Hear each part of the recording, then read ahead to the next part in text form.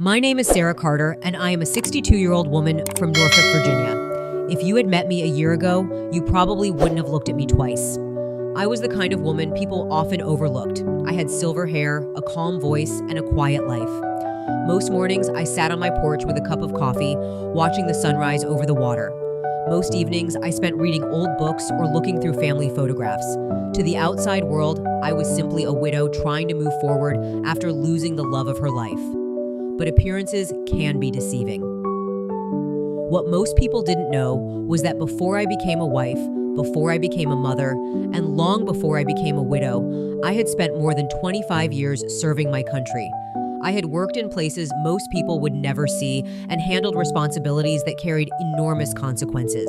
Yet after retirement, I chose a different life, a peaceful life, a life centered around family. And for 32 wonderful years, my husband Michael was the center of that life.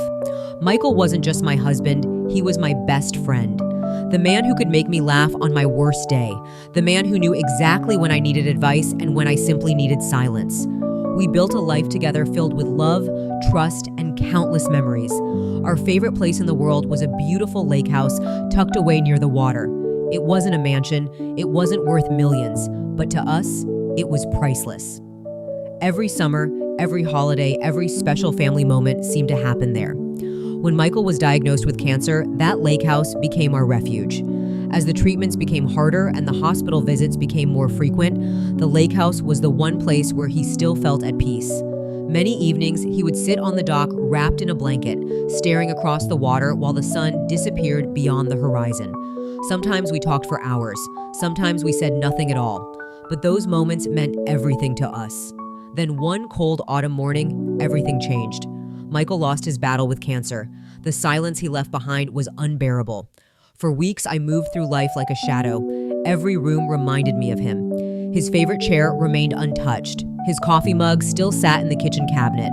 His jacket still hung beside the front door. Part of me couldn't bear to move any of it.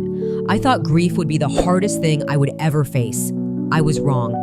Because only days after the funeral, another battle began, a battle I never expected, and it came from Michael's own family. At first, their questions seemed harmless. They asked about the estate, they asked about the will, they asked about the lake house. But as the weeks passed, their questions turned into accusations, then demands, then threats. Leading it all was my father-in-law, Richard Bennett. Richard had spent his entire life getting exactly what he wanted. He was wealthy, influential, and accustomed to people agreeing with him. When Michael was alive, Richard rarely challenged our decisions. But after Michael's death, something changed.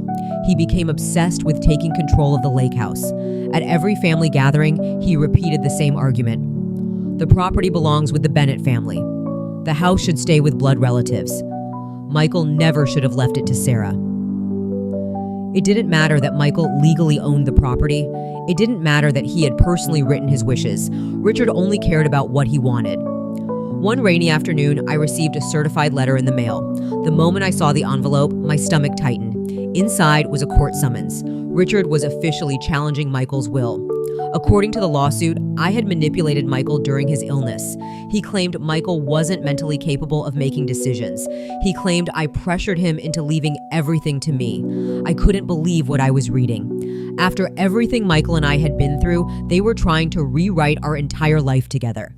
That evening, I sat alone at my kitchen table, staring at the paperwork. My daughter Emily found me there. She quietly sat across from me. For several moments, neither of us spoke. Then she finally asked, "Mom, what are you going to do?" I looked down at the documents. "I don't know." Emily hesitated. "Maybe you should settle." I slowly raised my eyes. "Do you really think that's what your father would want?" She immediately shook her head. "No, neither do I." For the first time in weeks, I felt something stronger than grief. I felt determination. That night, I walked into my bedroom and opened an old wooden chest hidden in the back of my closet. Inside were pieces of a life I hadn't touched in years. Military photographs, service medals, commendations, records, memories, proof of who I had once been. As I held those documents in my hands, I remembered something important. I wasn't helpless, I wasn't weak, and I certainly wasn't finished. Richard Bennett thought he was about to face a grieving widow.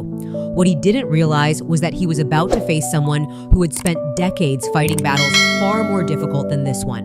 And very soon, everyone inside that courtroom would discover the truth.